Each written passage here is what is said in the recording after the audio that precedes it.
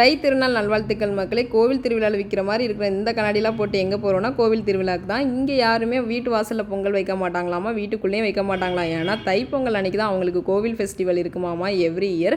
So உன்னை காட்டு வழியாக சூப்பரான ஒரு பிளேஸ்க்கு கூட்டிகிட்டு போகிறேன்னு சொல்லி கோவிலுக்கு கூட்டு போகும்போதே காட்டு மாடலாக பார்த்தேன். சூப்பராக இருந்துச்சு. அது ஒரு பக்கம். அண்ட் இந்த பக்கம் யானை வந்துச்சு, அந்த பக்கம் யானை வந்துச்சுன்னு சொல்லிட்டு அந்த ஊர் மக்கள்லாம் பேசிகிட்டு இருந்தாங்க. ஹியூமன்ஸாடா நீங்களாம் அப்படின்ற மாதிரி இருந்துச்சு. ஏன்னா அவங்கெல்லாம் பயமே இல்லாமல் அங்கே தான் வேலை செஞ்சு அங்கே தான் வாழ்கிறாங்க. இந்த டைம் எனக்கு ஒரு செமையான எக்ஸ்பீரியன்ஸ் என்னென்னா, அங்கே திருக்கல்யாணத்தை ரொம்ப நியர்பையில் பார்த்தேன். ஆல்மோஸ்ட் நைட் டைமே ஆயிடுச்சு. அதுவும் ஆடலும் பாடல் நிகழ்ச்சி போட்டே ஆகணும். ஒரு பக்கம் எல்லோரும் கரகாட்டம் வேறு ஆடிட்டு அதை பார்த்துட்டு இருந்தோம். அண்ட் இன்னொரு பக்கம் என்னென்னா, மாவிளக்கு எல்லாம் எடுத்துகிட்டு வந்திருந்தாங்க. இதெல்லாம் திருக்கல்யாணம் முடிச்சதுக்கப்புறம் சாமிக்கு படைச்சிட்டு தான் எல்லோரும் வீட்டுக்கு கிளம்புவாங்களாமா. நெக்ஸ்ட்டு சப்பரம் வந்துடுமா. எனக்கு பொங்கல் அண்டு திருக்கல்யாணம் கோவில் ஃபெஸ்டிவல் எல்லாமே அட்டன் பண்ண மாதிரி இருந்துச்சு. என்னோடய பொங்கல் செம்மையாக போச்சுன்னு தான் நான் சொல்லுவேன். டிஃப்ரெண்ட்டான ஊரில் டிஃப்ரெண்ட்டான பீப்புள்ஸோட சூப்பராக போச்சு மக்களே. உங்களுக்கு உங்களோட பொங்கல் எப்படி போச்சுன்னு எனக்கு கமெண்ட்டில் சொல்லுங்கள். ஓகேவா? பாய்.